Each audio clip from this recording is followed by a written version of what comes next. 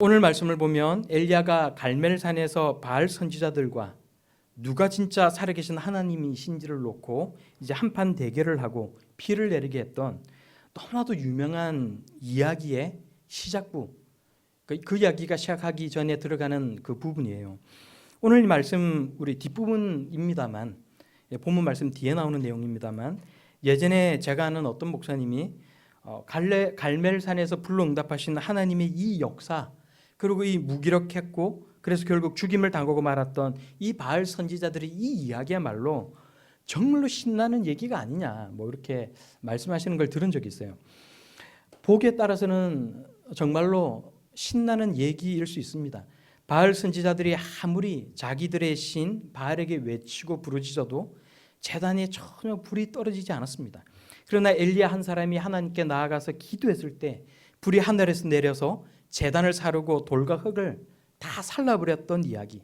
그래서 바알과 바알 선지자들이 패하고 하나님과 엘리야가 이겼다는 이 이야기는 정말로 신이 나는 이야기로 우리에게 들려요. 그런데 이 똑같은 그 이야기를 두고 어떤 신학자들은 이렇게 말을 하는 사람들도 있어요. 이 이야기는 엘리야의 잔혹성을 드러내는 이야기가 아니냐라는 것입니다.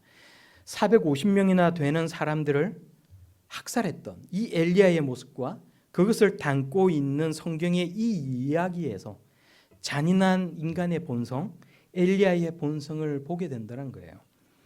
생각하기에 따라서는 정말로 잔인하게 느껴질 수도 있습니다. 450명의 사람들을 한 날 한시에 메마른 시냇가로 다 데리고 내려가서 거기서 쳐 죽였던, 그 사람들 많은 사람들을 쳐 죽였던 이 엘리야의 모습을 생각해 보면, 우리가 그 장면을 머릿속으로 정말 떠올려 보면 정말 엘리야가 무서운 사람인 것처럼 느껴지기도 해요. 하지만 이 신나 보이기도 하고 또 잔인해 보이기도 하는 그 사건이 생길 수밖에 없었던 그 상황과 그 이유를 통해서 하나님은 우리에게 무엇을 말씀하고자 하는 것일까, 우리가 오늘 생각해 볼 수 있기를 바랍니다. 오늘 성경 본문 말씀이 그 상황과 이유를 우리에게 잘 말해주고 있어요. 그리고 은혜의 시대를 살아가는 우리에게 왜 지금이 은혜의 시대인지, 무엇이 은혜인지에 대해서 다시금 생각을 하게 만들어준다는 겁니다.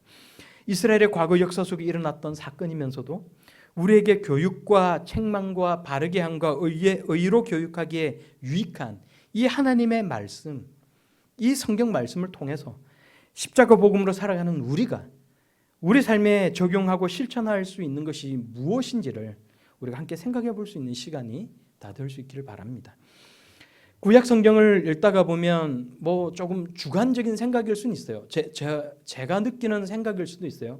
다른 사람은 이렇게 동감할 수 없는 그런 이야기일 수도 있지만, 가끔은 긴박하고 진지한 어떤 그 당시에 그 상황 속에서 보여지는 성경을 읽을 때 다소 해학적인 어떤 표현이나 그런 어떤 행동들이 성경 속에서 나타날 때가 있다는 생각을 하게 됩니다. 예를 들면 사무엘상 17장을 보면 사울 왕이 골리앗을 필두로 한 블레셋 사람들과 이제 전쟁이 나서 막 이렇게 고전하고 있는 이야기가 나와요. 그런데 형들에게 식량을 갖다 주러 왔던 다윗에게 사울 왕이 자신이 입고 있던 투구와 갑옷을 벗어서 입혀주는 장면이 나옵니다. 여러분 기억나십니까? 다윗이 군복을 입고 칼을 차고 이제 시험적으로 이렇게 걸어보다가 도저히 이렇게 해서는 싸울 수가 없겠다라고 생각을 해서는 자기가 쓰고 있던 투구, 갑옷, 입고 있던 갑옷 이런 것들을 다, 칼 같은 걸 다 내려놓아요. 그런데 가끔은 이제 우리가 인터넷이나 어떤 성경 공과책도, 아이들이 보는 성경 공과책이라든지 이런 것들을 보면 이 사무엘상 17장의 이 말씀을 묘사를 해서 작은 어린 아이에게 큰 칼을 주고 갑옷과 투구를 씌워놓은 그런 그림을 볼 때가 있습니다. 그러니까 조그만 어린아이인데 어른들이 쓰는 큰 투구를 쓰고 갑옷을 입고 큰 칼을 차고 이렇게 되게 맞지 않는 그런 모습 가운데 이렇게 똑 서 있는 그런 모습을, 그런 그림을 우리가 볼 때가 있어요.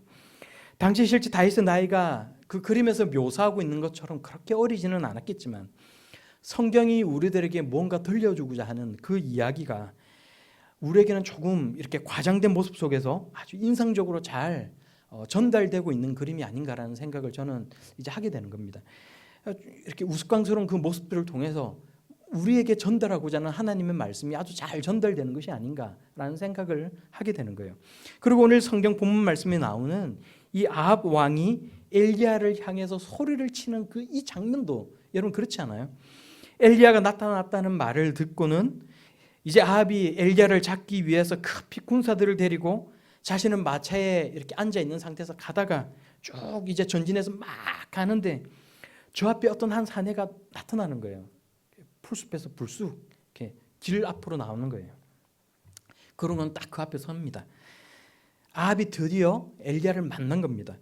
마차에서 아합이 벌떡 일어나서 칼을 겨누면서 그 엘리야를 향해, 저 멀리 있는 엘리야를 향해서, 여러분 상상을 해보세요. 칼을 딱 겨누면서 말을 하는 거예요.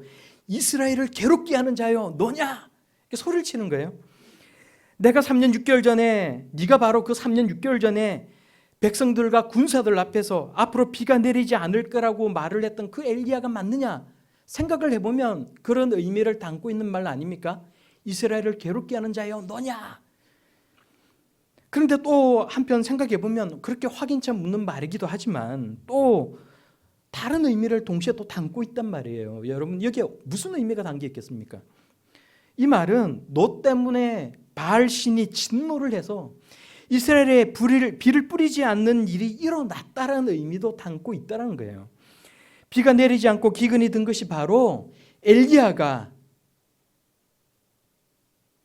바알을 대적해서 바알 신의 기분을 상하게 했기 때문에, 그래서 비가 내리지 않는다라는 의미를 그 말 속에 가지고 있단 말입니다. 그래서 나와 온 이스라엘 백성들이 바로 너 하나 때문에 이렇게 고통을 당하고 있는 것 아니냐, 그런 말을 담고 있다는 거예요.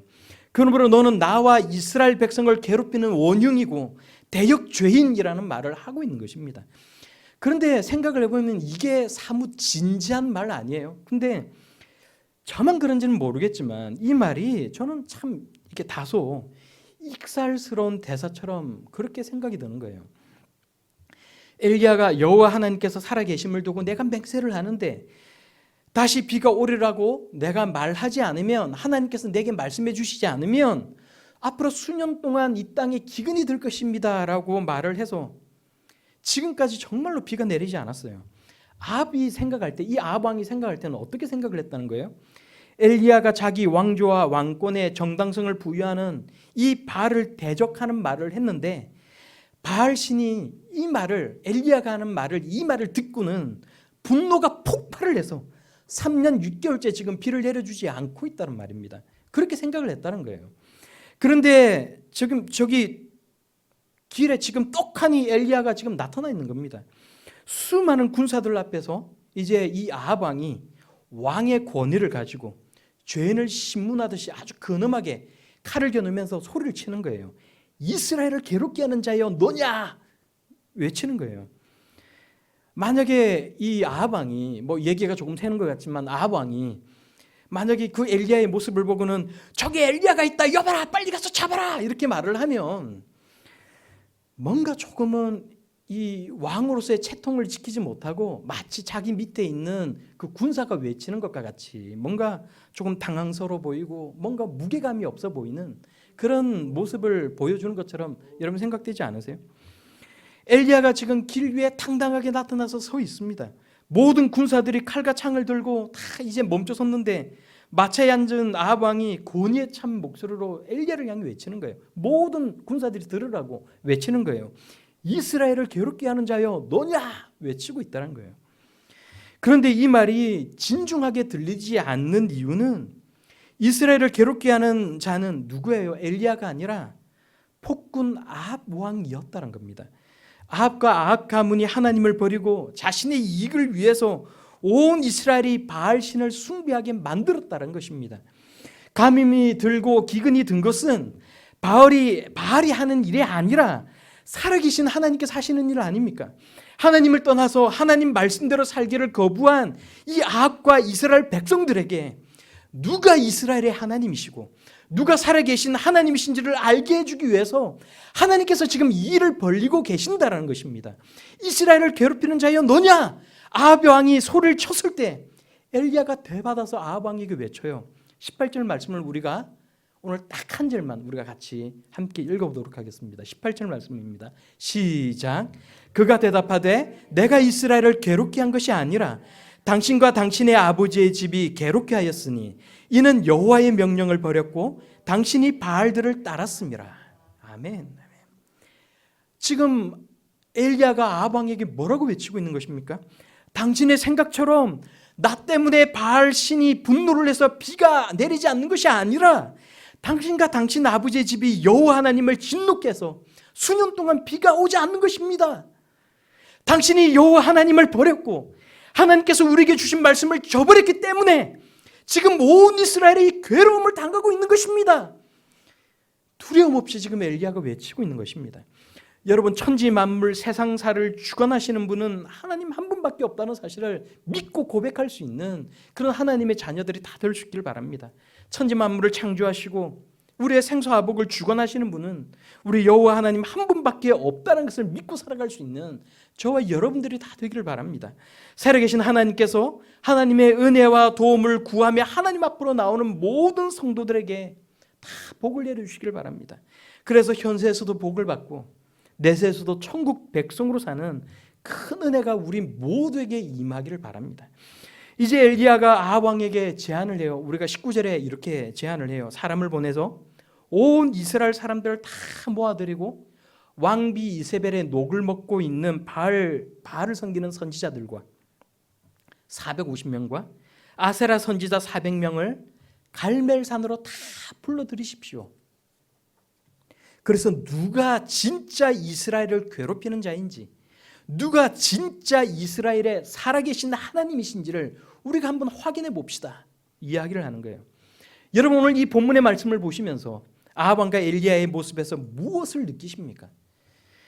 저는 엘리야는 하나님을 믿는 믿음을 가지고 세상의 힘과 권력 앞에서 어찌 이렇게 당당할 수 있을까?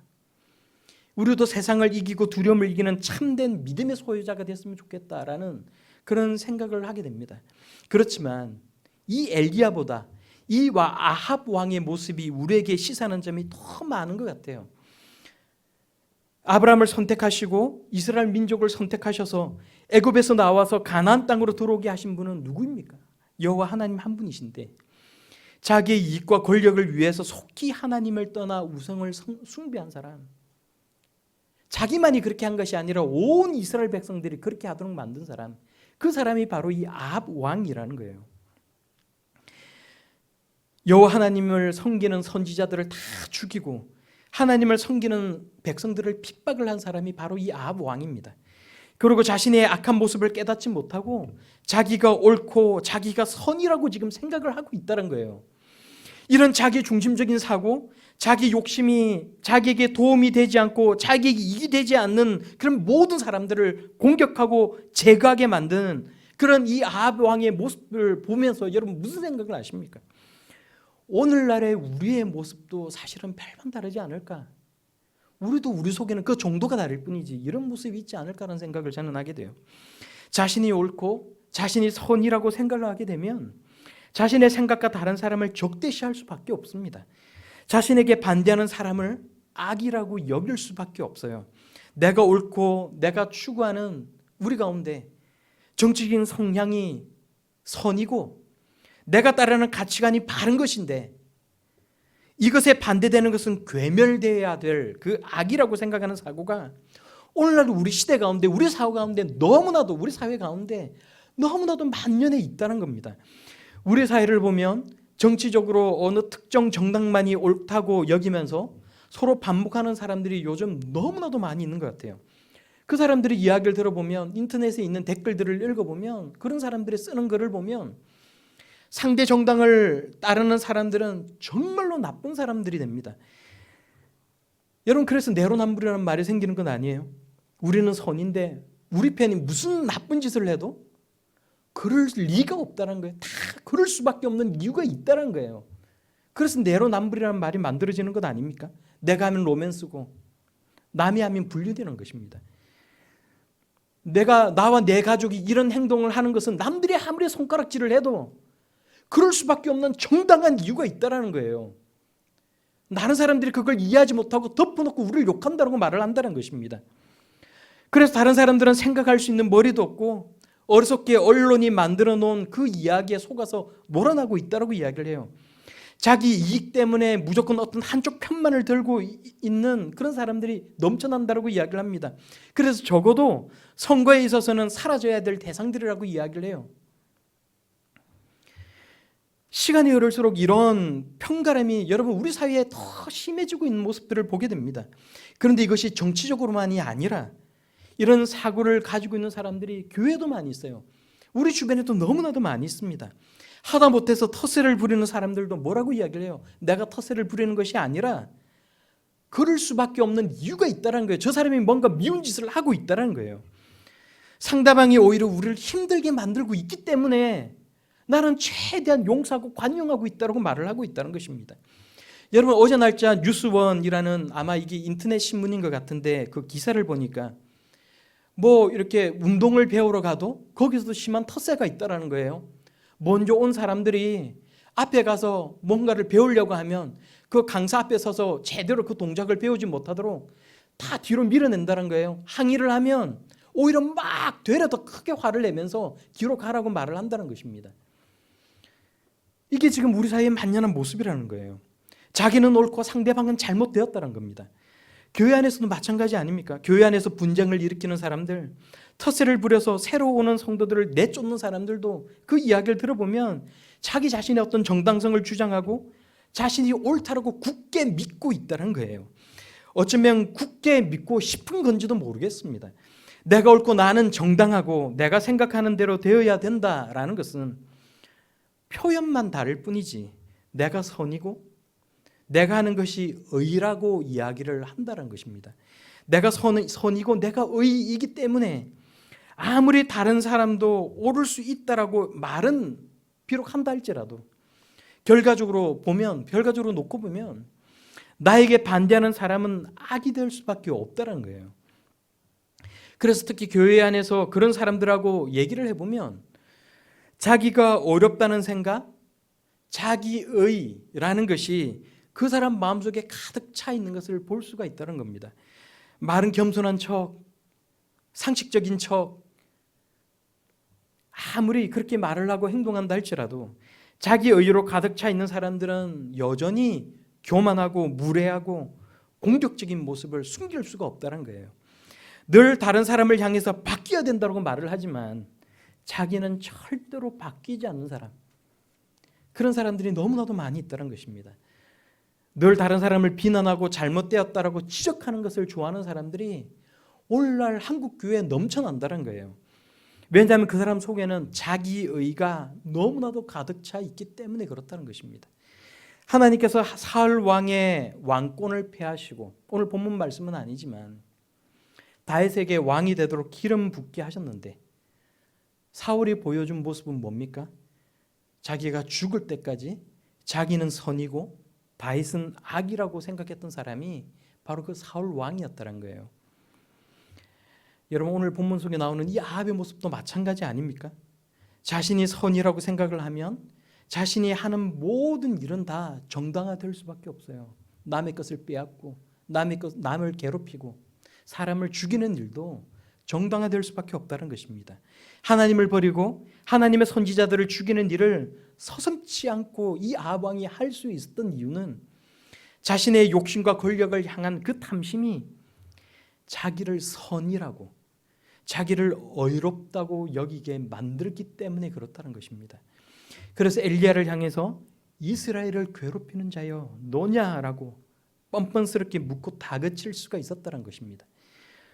혹시나 우리에게도 이런 마음이, 우리에게도 이런 생각이 있지는 않습니까? 하나님의 말씀을 보면서 다른 누군가를 떠올릴 것이 아니라 나에게도 혹시나 그런 것은 있지는 않은지를 돌아볼 수 있는 우리 모두가 다 될 수 있기를 바랍니다. 누군가를 향해서 나를 괴롭히고 내가 원하는 질서를 헛들이게 만드는 그런 자라고 누군가를 향해서 내가 생각하고 있지는 않은지, 내가 생각하고 내가 원하는 것이 옳고 바른 것이라는 그런 사고에 내가 사로잡혀 있지는 않은지를 우리가 생각해 볼 수 있기를 바랍니다. 선하신 분은 하나님 한 분밖에 없어요. 우리는 모두가 본질상 죄성을 가진 존재입니다.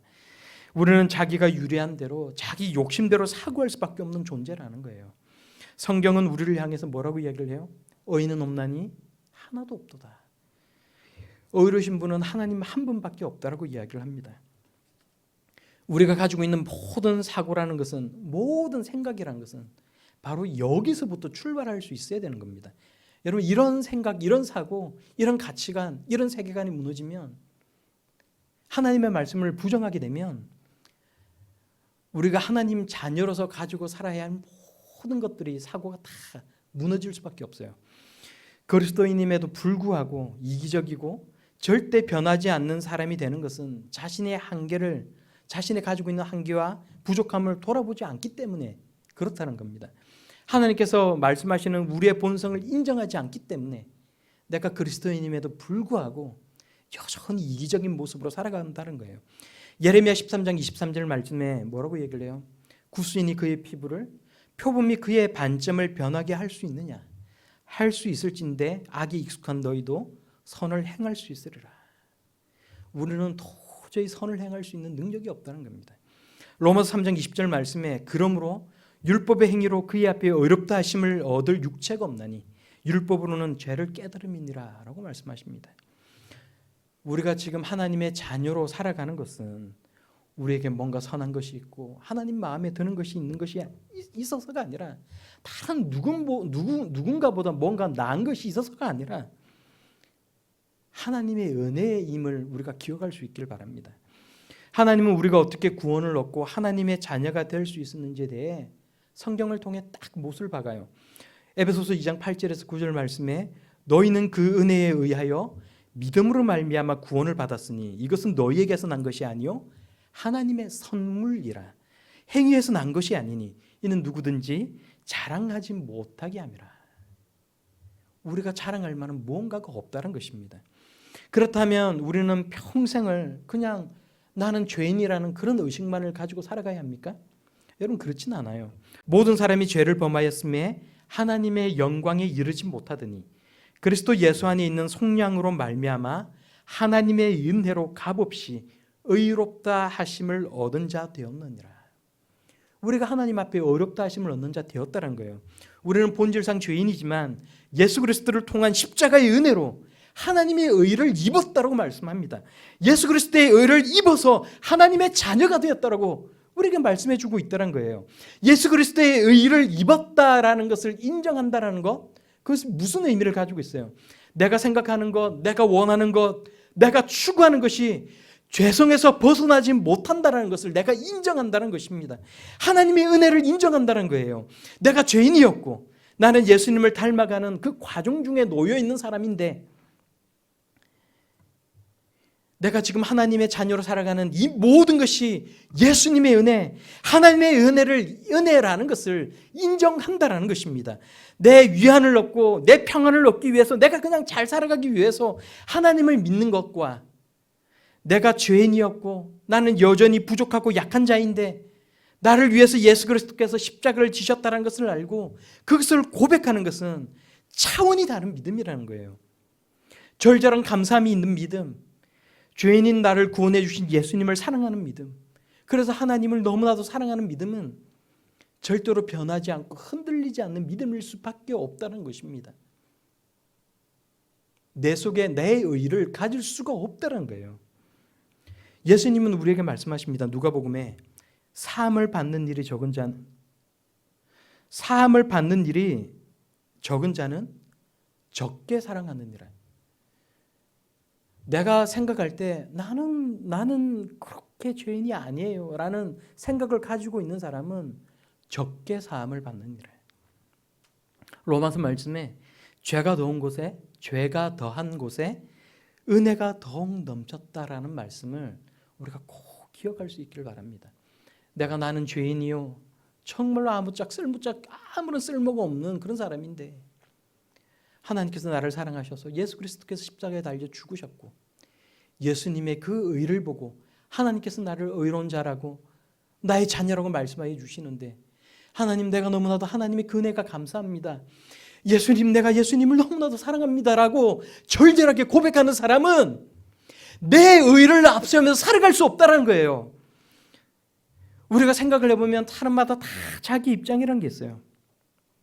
그러나 그럼에도 불구하고 내가 하나님의 의를 따라 예수 그리스도의 은혜에 감사함으로 살아갈 수 있는 그런 하나님의 자녀들이 다 될 수 있길 바랍니다. 우리 모두 우리 마음 가운데에 하나님의 의, 십자가의 죄사함, 예수 그리스도의 의를 체험해 살아갈 수 있는 그런 성도들이 다 될 수 있기를 바랍니다.